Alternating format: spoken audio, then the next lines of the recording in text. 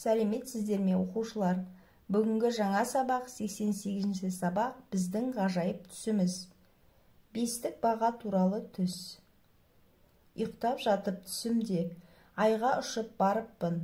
Алыстағы жұлдыздың ұстап бірін алыппын. Бұл жерде қыз бала үйінде ұйықтап жатады. Сөйтіп, әдемі тәтті түс көреді. Түсінде айға ұшып барыпты. Сөйтіп, көк аспанның қызығына батыпты. Алыстағы жұлдыздың біреуін ұстап алыпты. Сөйтіп, қуанышы қойнына сыймай қызыққа батыпты.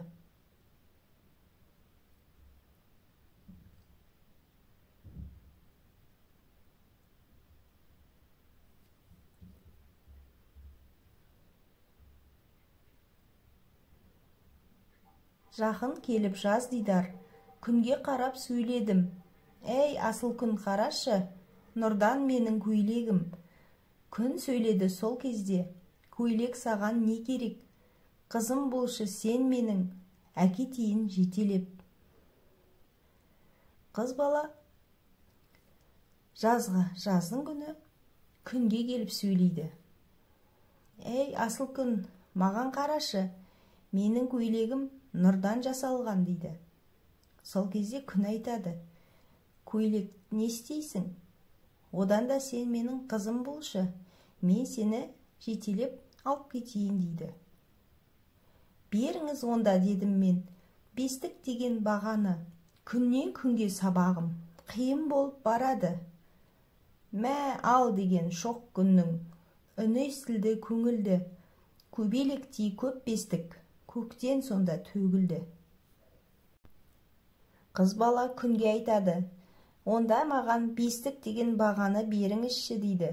Әйтпесе сабағым күннен күнге қиын болып барады дейді.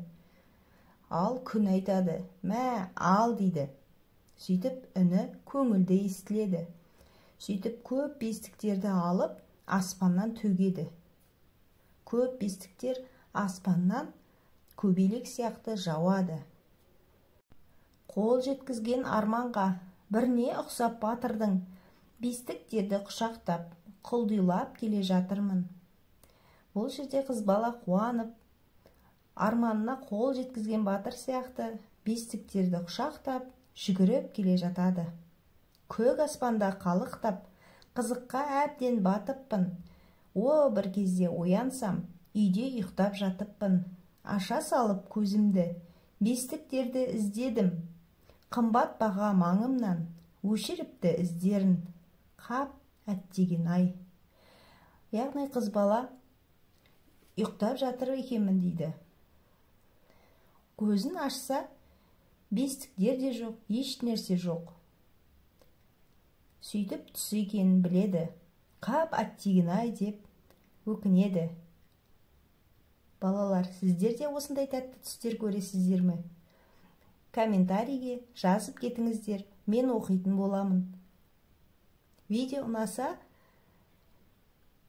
тіркеліп, достарымызды шақырайық.